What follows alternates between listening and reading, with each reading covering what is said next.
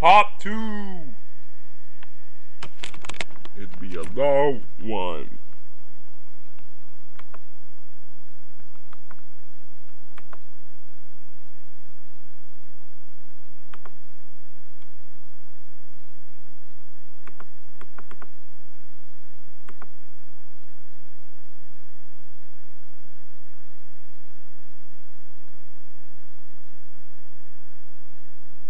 NCAA could opt out of the final 3 years of its current television.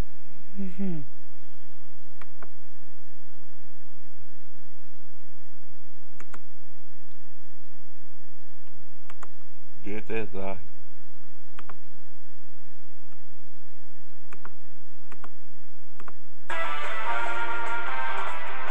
ready for more madness. The NCAA has announced it's expanding the men's college basketball tournament to include 4,096 teams.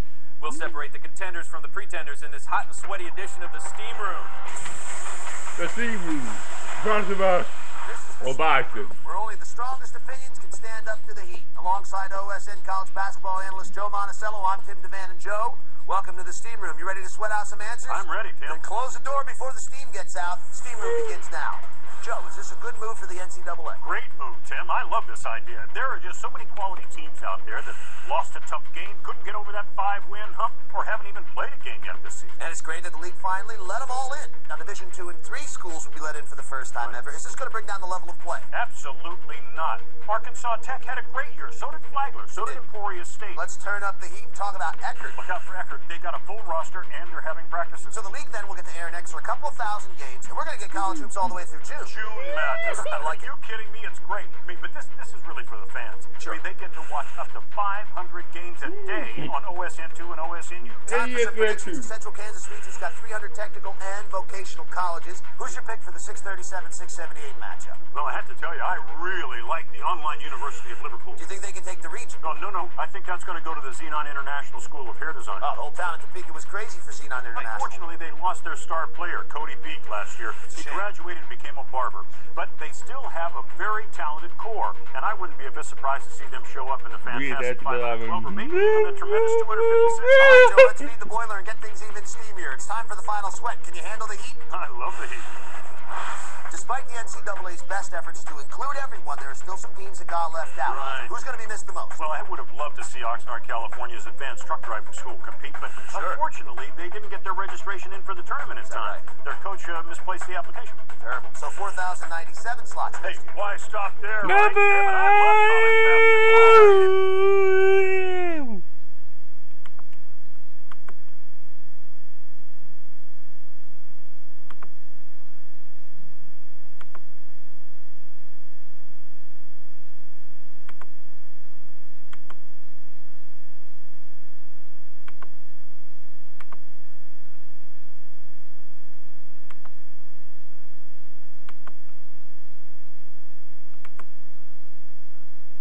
Jim Delaney wanted the conference commissioners to be much more involved in any kind of discussion with whether that's ESPN, NBC, Comcast, if that deal goes through Fox, CBS, Turner, really being in play with all this.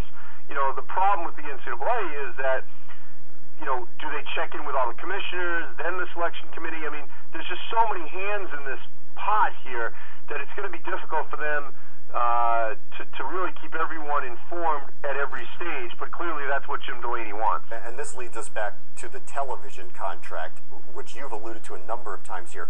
More games equals more advertising revenue. So if the NCAA opts out of its current deal and puts this in play for all these networks, in your mind, does that signify that they intend to change the format? I would say yes. They're not hand in hand, but I would find it hard to believe that if they opted out of the CBS deal, the current deal, that it would change in some way in 2011. I just don't think that they, you know, otherwise, why not keep all the money you know you're going to get over the next 3 years, you keep the status quo, and then really investigate what options you want to expand to, if any, when the new deal would come up in 2013. ESPN's Andy Katz on the discussion of expanding the NCAA. Whoa, 96 teams. I'll be, whoa.